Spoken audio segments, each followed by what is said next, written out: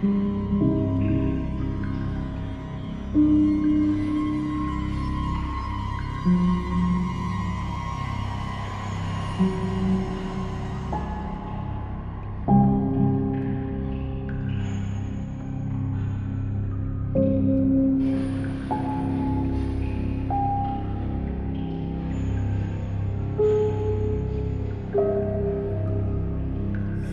bien, alors on va reprendre nos travaux, merci pour le déjeuner. Et on va s'intéresser donc, ou continuer à s'intéresser aux voisins de la côte nord. D'ailleurs, on n'est pas très sûr si le Labrador est vraiment un voisin ou si c'est juste la suite. Ça a été d'ailleurs dans le temps. Mais d'abord, on va aller aux îles Féroé. Il y a un très grand plaisir d'accueillir Madame, qui est professeur à la très belle université des îles Féroé, et grand spécialiste de la littérature des Féroé. Féroé, voilà. The floor is yours. Merci. Tack för det. Tu as un micro. Il est nécessaire que je parle dans je vais parler de la production des courants et la langue littéraire aux îles Féroé. Un peu des courants, un peu un accent littéraire, et puis sur la langue, seulement très petit, mais c'est la production littéraire que je vais explorer plus. Mais d'abord, où sont les îles Féroé? Ils sont là. Il y a 3500 km directs entre cette île et les îles Féroé. Et les îles Féroé se composent de 18 îles.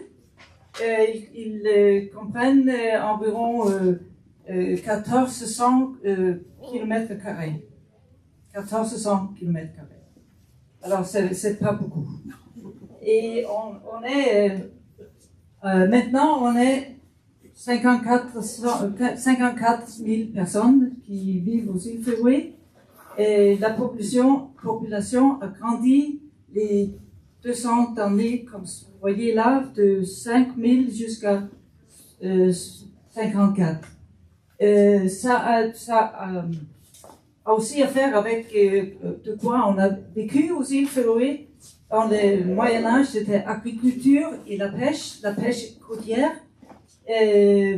Après 1800, on a commencé lentement d'aller plus loin pour faire la pêche.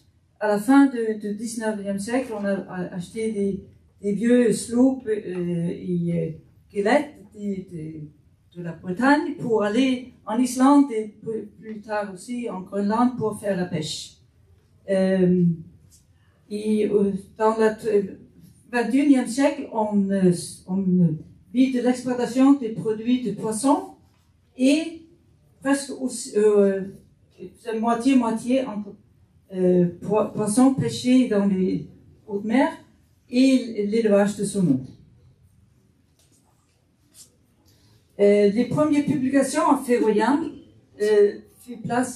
avaient place dans le 19e siècle, au début dans les 1820. D'abord, on a eu des livres avec un livre avec des chansons de gestes. La chanson de gestes la plus renommée sur le Sigurd Sjúrðarkvæði, c'est comme nommé en féroïen, Sigurd Faunespanne en danois. C'est un épos islandais de Völsungasaga qui comprend aussi des éléments de Nibelungenlied. Il y a des personnes qui sont à peu près les mêmes. Puis la prochaine année, on a eu la première traduction en féroïen d'un texte de la Bible, de l'évangile de Matthieu. Et puis en 1832, le saga islandaise, la saga sur les Féroïens, fut publiée dans un livre en 3 langues, norrois, danois et féroïen.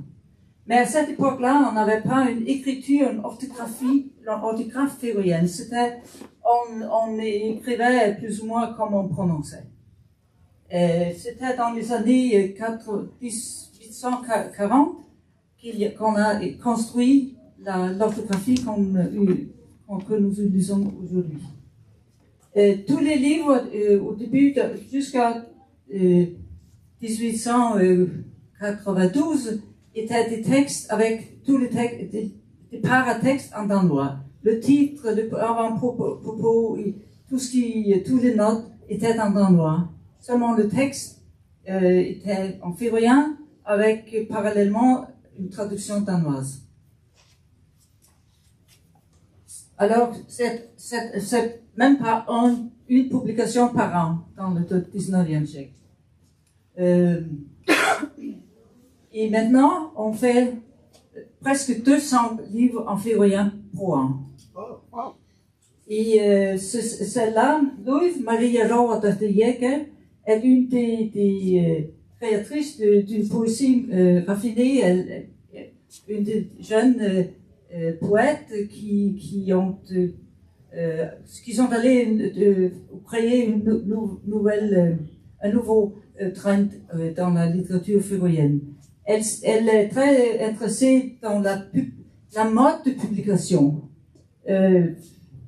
Le premier poème d'elle j'ai acheté, c'était dans des boîtes de pétri.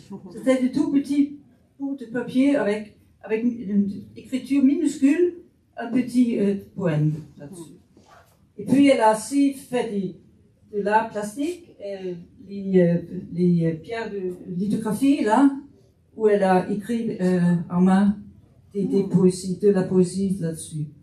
Elle a fait des textes pour une chanteuse, Guri Hansdotter, Musique jaune s'appelle. Elle a fait une affiche dans la rue où elle a protesté contre un ministre féroïen d'une décision il y a 2 ans.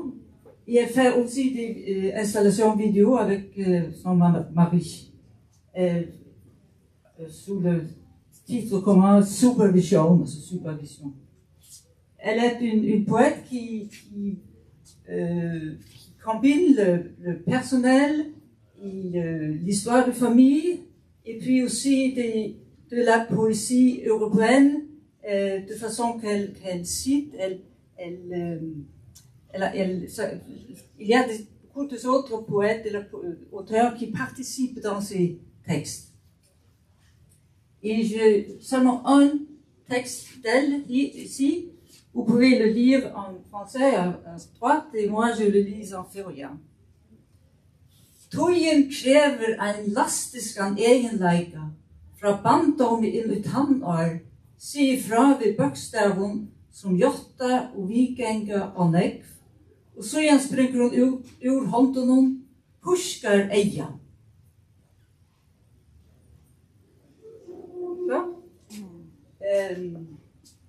Et ça, c'est de la poésie raffinée, la poésie très personnelle, la poésie qui utilise le langage d'une façon très... c'est pas comme la... Oui. Ça semble être un langage quotidien, mais ce n'est pas ça. Parce que il s'agit d'autre chose. Elle a... la phrase là-haut est aussi de son livre plus récent, qui aussi est paru en danois et en français cette année.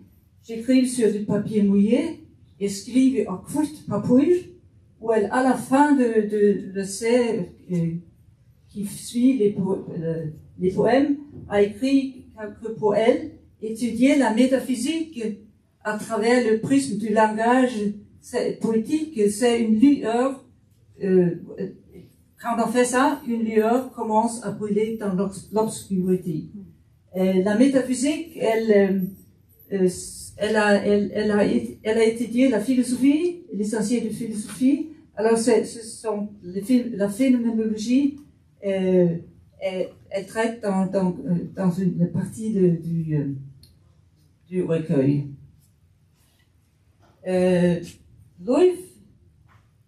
Louise Maria Jägerdotter est une des très douées poètes. Nous avons, avec d'autres, Et c'est un livre des presque 200 livres qu'on a publiés l'année passée. Et on a presque tous les courants littéraires représentés dans la littérature féroïenne, débutant avec le romantisme national dans les années 1870. Le romantisme national, on a composé des poèmes qui décrivent le paysage féroïen. Et ça, c'était une partie très importante de la nation building, de la construction de la nation féroïenne qui a commencé à la fin du 19e siècle. Dans les 1930 et 40 jusqu'à 50, c'était le réalisme. On a eu des romans sur les pêcheurs en Islande, la vie quotidienne dans les villages. Et puis en 1960 environ, c'est le modernisme européen qui a fait son entrée dans la littérature féroïenne. Le modernisme, le post-modernisme, c'est un peu mélangé, mais c'est cette émotion que la langue, le langage normal ne suffit pas. On ne peut pas exprimer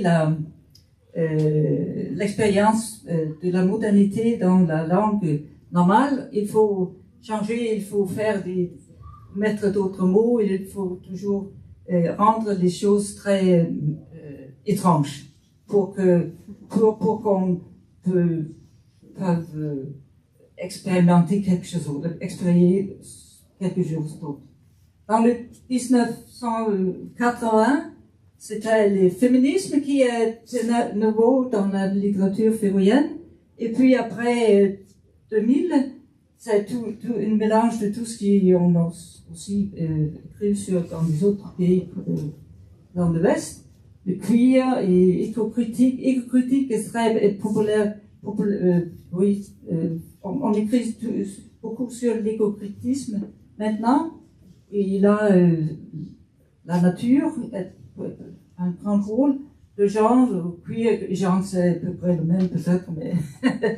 et chez Louis, c'est l'intimité de soi, aussi l'intimité de la famille.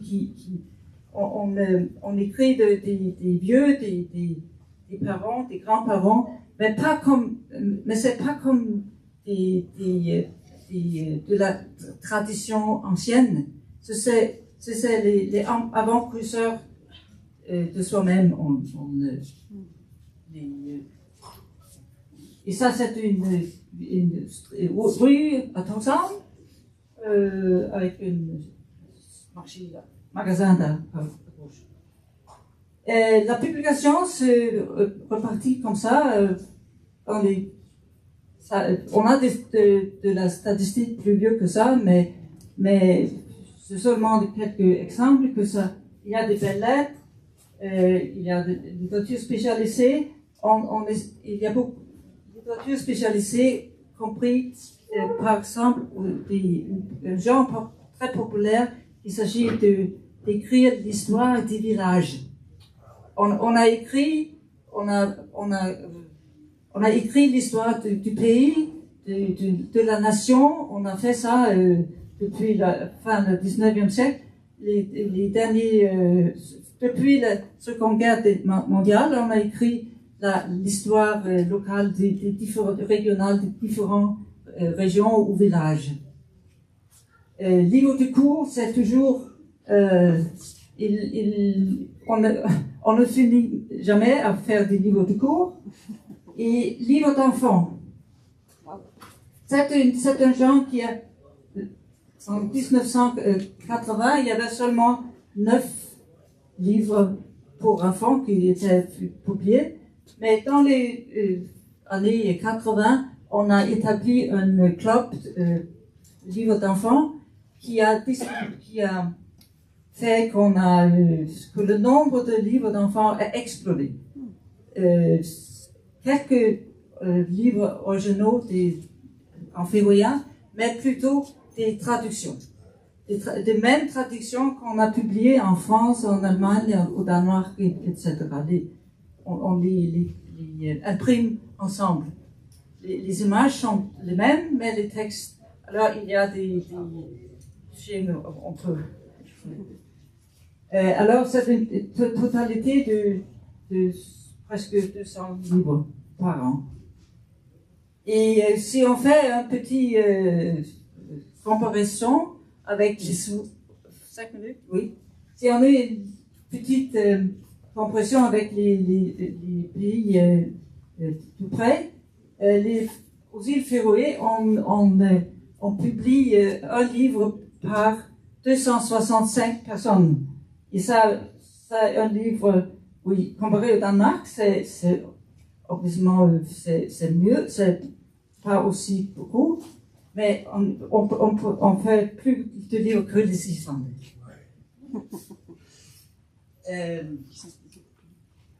Il y a des maisons d'édition, livres scolaires et différents livres. Il n'y a pas de grands publicateurs, maisons d'édition. Ils sont tous plus ou moins petites. Le Sproten, le Germe, ça le plus grand, il publie beaucoup de traductions.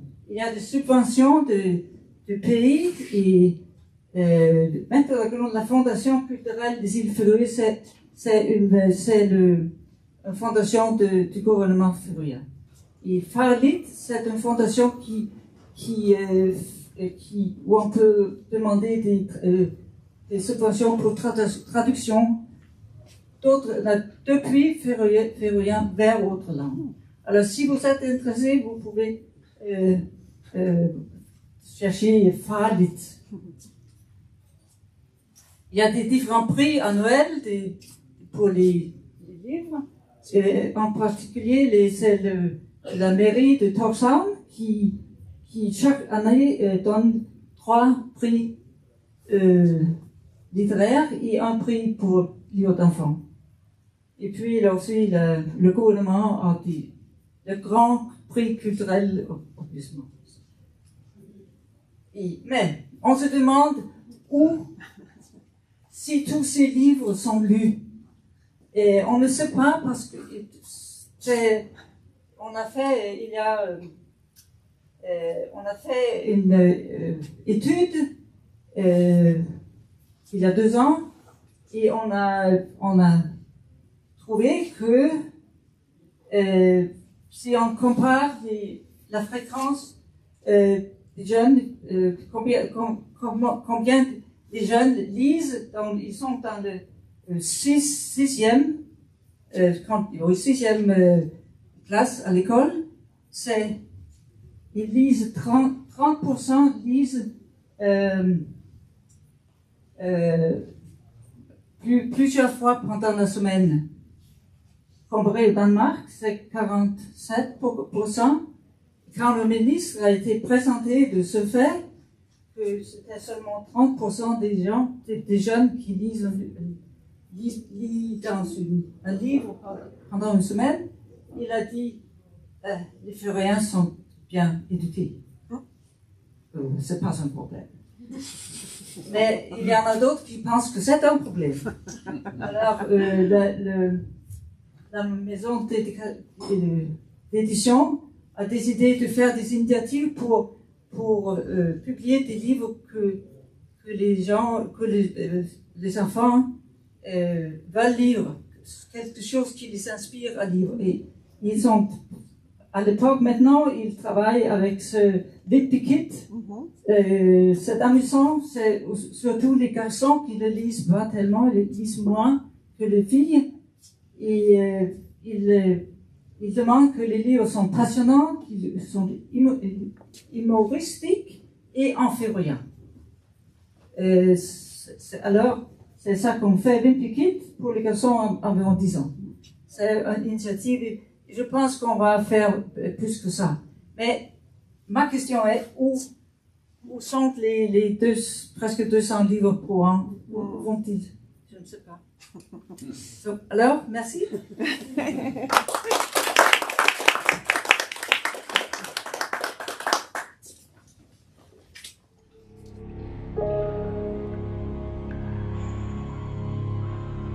Thank you.